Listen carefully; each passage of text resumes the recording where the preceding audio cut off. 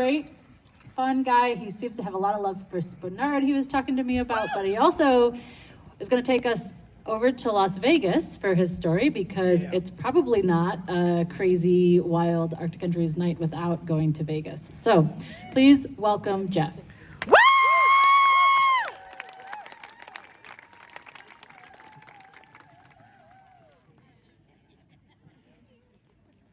So this one time, I went to Las Vegas for a bachelor party and decided it was going to be a good idea to get a hooker. But I was staying at the Excalibur, which of course meant that I was on a budget, and there's no way I could have afforded those fancy girls on those cards they were flipping down on the strip there.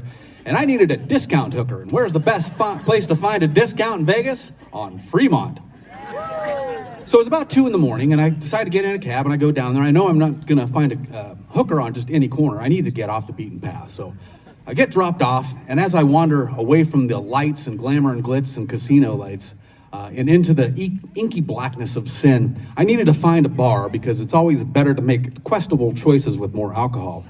So I happened upon a bar. I came up to the door, and there was a gate on the door with a handwritten sign and a button that said, "Please ring bell." So I rang the bell, and they must have sized me up and thought I wasn't a threat because of my fancy hip frat boy outfit that I was wearing, which included a golf shirt with a collar and some khaki pants or khaki shorts, one of those leather laced or braided belts that you tuck down, and these fancy leather sandals that I was wearing. So I went in there, had a couple cocktails. I had no idea how to pick up a hooker at this point, but at least I had some more alcohol to help me out. Left the bar, I start walking down the sinfully dark street, and I see these two characters coming toward me. They look local, so I thought, well, what the fuck, I'll just ask them. So they're walking toward me, and as they get closer, and I carefully and politely said, "Hi, do you happen to know where I could find a girl to give me a blowjob?" And without missing a beat, the guy pointed across the street and said, "Go talk to that girl in the Jeep." And sure enough, my discount hooker drove a old model Jeep Cherokee with that fake wood siding on it. So I walk across the street.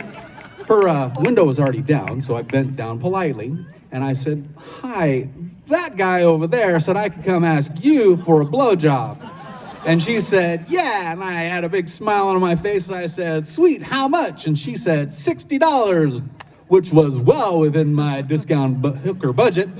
So I get in with her in her Jeep Cherokee. I give her my $60. She opens up the glove box and pulls out this wad of cash, about the size of a can, wraps my money up with it, puts it back in the glove box, and off we go. And she tells me, she goes, "We can't stay on the street because we'll surely get busted." So I appreciate her looking out for my well-being. She goes on to say, "We're going to the hospital parking lot because there's all the hustle and bustle and chaos of the hospital parking lot. Nobody's going to suspect that, what we're doing in this Jeep." I said, "Fine. You're the professional. I could tell by the wad of cash in your glove box there." So we get to the hospital parking lot. We park. I'm whipping out my junk and I'm working it up. And she hands me a condom and I'm putting the condom on. And it's like pushing a rope through a hole. But I finally get it on, and it's the moment I've been waiting for. My head goes back, and she's going down on me like a Singer sewing machine, and I can't feel shit. It was like she was sucking somebody else's dick. And so I pull out all the stops. I bring out my mental porn. I'm bringing out all my fantasies and fetishes in my head. I got girl-on-girl action going, and I'm still not feeling anything. There's ambulances going, and about that time, this big white light just shines down on this Jeep. I'm like, holy crap, and then I hear the rotors of a helicopter, and there's a life flight helicopter coming in, and she stops, and I just stop her, and I think to myself, there's no fucking way I'm leaving this hospital parking lot without getting my knot off with this discount hooker and her nice Jeep Cherokee with the wood siding. I paid good money for this shit. So I snap off that condom and I start just doing it myself. She went from she went basically to a DIY hooker at that point, like IKEA. I'm just doing it myself, and it's all dry, and I'm like, I needed something. I said, "Do you happen to have any lotion?" And she said, "I don't have any lotion, but I do have some hair gel." I went, "Hair gel will work." So she pulls out this bottle. Got the blue hair gel in it. I think it was LA Looks. She gives me a big goop of it.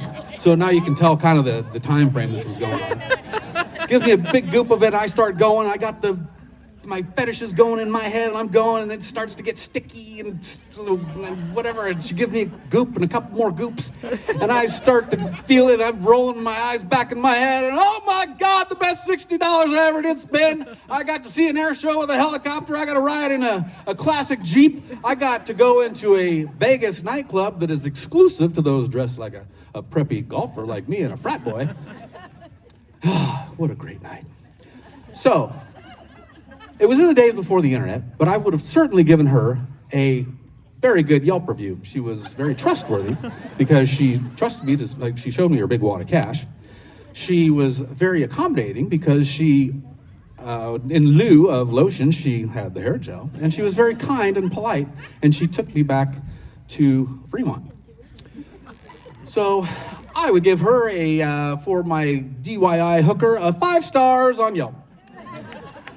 So I get back to Fremont, get in a cab, and as I'm going back, I have to pee so bad. And I don't know what it was about me back then, but when I would get drunk and jerk off, I would become incontinent. I can't explain it. And I had to pee so bad, and every ounce of my muscles in my body was tensed up in that cab, and I had my dick all kinked up like a garden hose, and I'm like, please don't pee in this guy's cab. And he drops me off. I give him money. It's the back entrance to the Excalibur. And so I'm going in there, and at this point, I'm standing up, and I'm shuffling into the back entrance, and there's nobody around, deserted. And I'm like, I can't hold it. And all of a sudden, I just let it loose. And piss was going down and soaked my khaki shorts down my legs into my nice leather sandals. And as I shuffled inside, basically getting hungover this time because it was about 4 a.m. I go into the bathroom stall, and I'm all alone. I can hear the bling, bling, bling, bling, bling of the casino. And I'm looking down at my piss-soaked shorts, my pee-streaked legs, and my hand that has dry jizz and flaking hair gel on it. And I'm reflecting on all the poor choices I made up to that very point. Many years later, I would be sitting in a circle with people just like me in rehab, and the counselor would say, have you ever done anything shameful? And I paused for a minute and I said, this one time in Vegas? And I've been sober for almost 12 years.